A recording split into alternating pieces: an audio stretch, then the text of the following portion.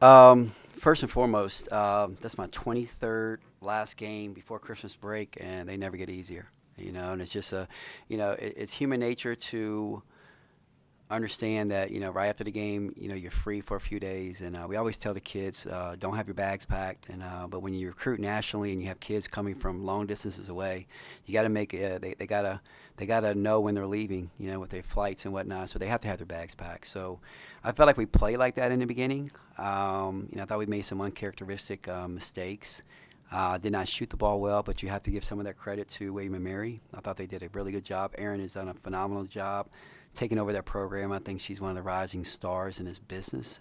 And so you give them credit in that, but it just kind of we just I think we lost our focus a little bit, and I think it was evident by the way that we were shooting. We started off 1 for 18. And if you ever tell me that we're going to get 18 shots and we're only going to make one of them, something's there, lack of focus or whatnot. But it was the way that we were missing. We were shooting some air balls. We shot a lot of air balls, and I just felt like we weren't getting our feet set and stuff like that. So defensively, I thought we were good all night long, and that really kept us where we needed to be. But offensively, and then the second half, I think we made our last 8 3-pointers. And we can do that. We're a dangerous basketball team. So, but nonetheless, good win. We had some good performances. I thought Karis Baker was really good, helping us bust it open. Claire Strack, had some really good minutes for us. Olivia, Samil, of course, Elizabeth was great, breaking the record, which is monumental. And I keep trying to stress to Hokie Nation, don't take her greatness for granted. Not only being the all-time leader in Virginia Tech history, but in ACC, and there's been some historical players who've come to the ACC. So that's tremendous. So congratulations to Elizabeth. Very, very proud of her, and proud of this team. And now we have a little bit of a break. Uh, you mentioned you guys made, I think, 9 of the last 10 threes.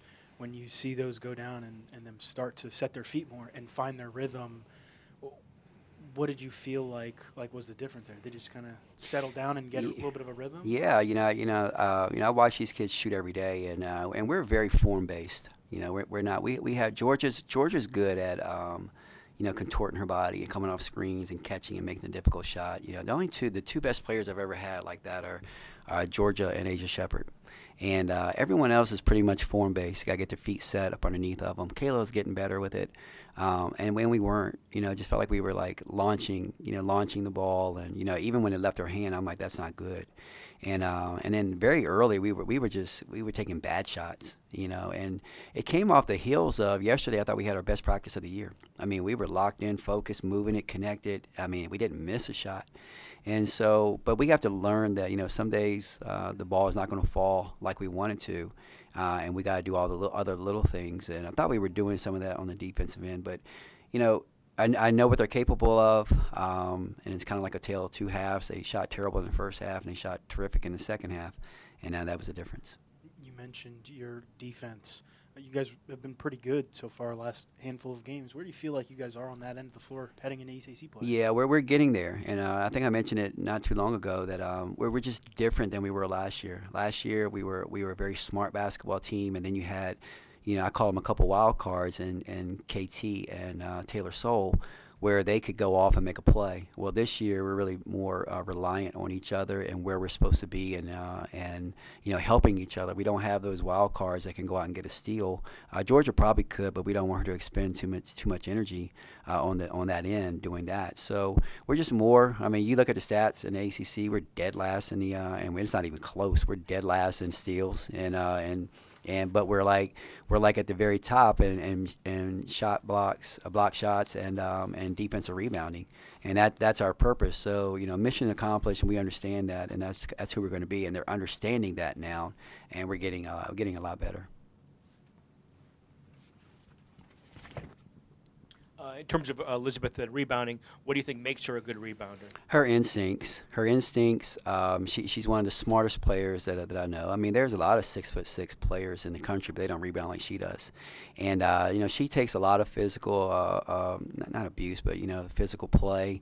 But she still positions herself to be able to go get the basketball. She has a knack for the ball. A lot of people say some people have a nose for the ball. She has a nose for the ball, where it's coming off, how to go get it. She has great hands, and it means something to her.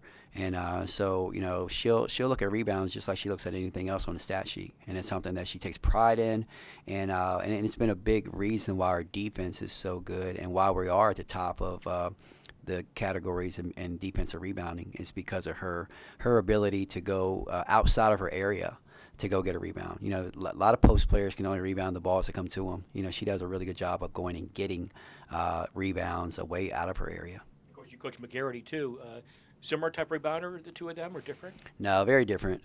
Very different. Elizabeth has more of a knack, for where it's coming off, and just understanding where it is. They're both great, evident by their records. But Liz is I don't even know. Has she played less games than Reagan? Same amount of games. The exact same. That's crazy. That's crazy. No, but I think that Liz is. She's taller too, and she moves well. So maybe you're a rebounding guru. Yeah. Look, I've coached the all-time leading scorer, all-time leading rebounder in JMU history, and now the all-time leading scorer and all-time leading rebounder in Virginia Tech history. So, lefty played me out of position. He should have made me a post player.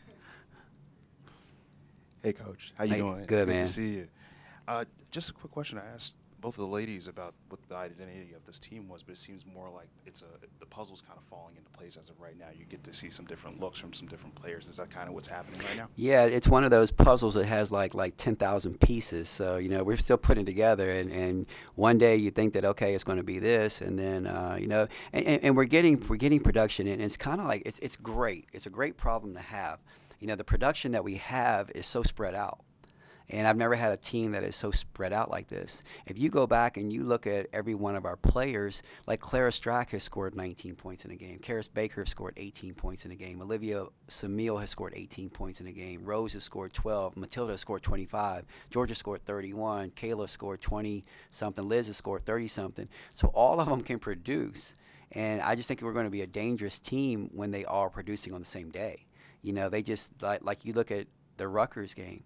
Matilda has 25, Olivia has 18, Rose has 8, and then tonight, it's the freshmen who step up, and so just a little bit of inconsistency of who's going to do it, but somebody is doing it, and it just kind of makes me wake up at 4:30 in the morning, and I'm staring at the ceiling about what my rotation is going to be like, because I don't know what it is, but it's a great problem to have because we have options. Like I think Tilly tweaked her arm. She got her arm hyperextended today, but I didn't have to go back with her because Karis is really good. So it's a great problem to have, but I just think that it's one of those 10,000 piece puzzles that's going to take a while to figure it out.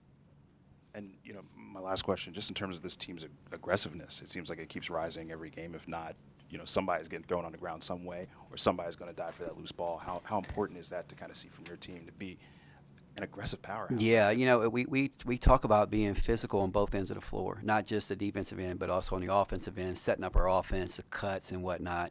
And they're getting more and more comfortable with their roles, their identity. The freshmen are starting to understand the speed, the strength of college basketball. They've had, Power 5 games. They've had, scrappy mid-major games.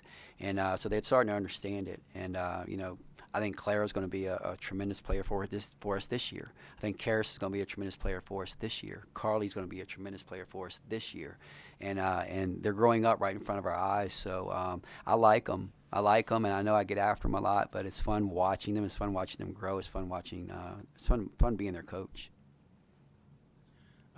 Karis came in here and was very well spoken. What have you seen from her in terms of her maturity and her confidence? She's very young, but she's already playing well, and she's speaking like a coach already. And she's a 4.0 kid. She's mature. I think she reclassified. She's probably a year older, but she's very smart kid and very caring kid. She's almost, her downfall is that she cares too much. I almost want her to think that she's better than she actually is. But, early on, she wanted to do everything perfectly. And when she didn't, she was down on herself. Wonderful kid. Her mother has done a tremendous job raising her. And it's fun being around her. And it's fun watching her success. But, she's a very smart kid and loves her teammates. You mentioned Liz and how everybody should not take her for granted when she comes out and just kind of casually sort of has 23 and 17. What do you feel like when it's all said and done, her impact will be not just on the game of basketball at Virginia Tech, but just college basketball as a whole? Well, they should retire her jersey while she's here. If there is going to be a statue, it should be for her. And when I say that, you think about it. There's been some wonderful players here. I don't know, did Dale Curry, did he win? He never took a team to a Final Four. Bimbo never took a team to a Final Four. She took a team to a Final Four. Not only did she win an ACC championship, she took her team to a Final Four. She's a two-time All-American. She's all-time leading everything except for assist in Virginia Tech history. And when we watch her play, it's a ho-hum 23 and 17, and we don't say anything about it. But if any other post player comes out with 23 and 17, everybody's like, parading all around it. It's great. And she's guilty of it. She comes to me and she's like, I feel like I'm not playing well. And I'll pull up her stats, and I'm like, Liz, look at your stats. So I give her an exercise every now and then, and her exercise is to go home and read her bio. I make her read her bio. I said, read your bio. Go read your bio, and then let me know what it sounds like. And because she's a perfectionist and she wants to, and she didn't play well against Iowa in her eyes, but she has 16 and 16. That's a pretty good game, and being double teamed. And so I say it, I'm biased, but everyone needs to step back and understand what she does. Every time she catches the ball, there's 2 and 3 people around her. 2 and 3 people around her every time. She never gets one-on-one. If she ever got one-on-one, she would give. Florida Gulf Coast played her one-on-one, and she scored 42. And when people play her one-on-one, she's unstoppable. So they have to do something. And so what we're witnessing is greatness because she's getting 23, 25, 30 points, all the while being double and triple teamed. And that's why we got to really understand it, her greatness and what she's been able to do. Finish with Mark.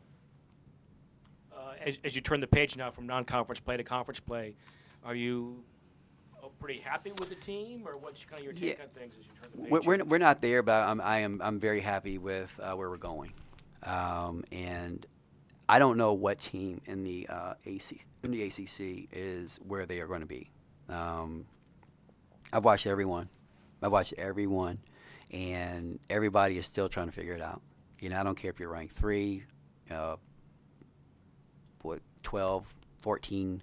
I don't care. Everybody's still trying to figure it out. So I think that we are right where we want to be. And, people say we were, picked number 1, and because we lost 2 games to 2 top 5 teams, you can count us out if you want. But I think we are right. I'd love to be a little bit more ahead in some areas, but I think that we're on pace to be a contender. And they picked us 1. They got to pick somebody 1. They got to pick somebody 8. So it doesn't matter. But I really like their attitude, their willingness to do the things that we want done, and I think that's going to bode well for us. And we need to get off to a good start in the ACC, but I think we're going to be right there where we want to be. So I'm very pleased with where they are, and I would love to be undefeated. But we learned some valuable lessons in those 2 losses, and I think that they'll help us. Just like last year, I hated losing at Clemson and at Miami. But those are 2 valuable losses that, at the end of the year when you're 31-5, we look back and we were like, those losses kicked us forward. And I think that this will be the same thing as we continue on. And it's going to be tough, but I like where we are and I'm excited about it. So, but first I'm going to go and relax for the next 5 days around my fire pit. Thank you, Coach. With an iced tea.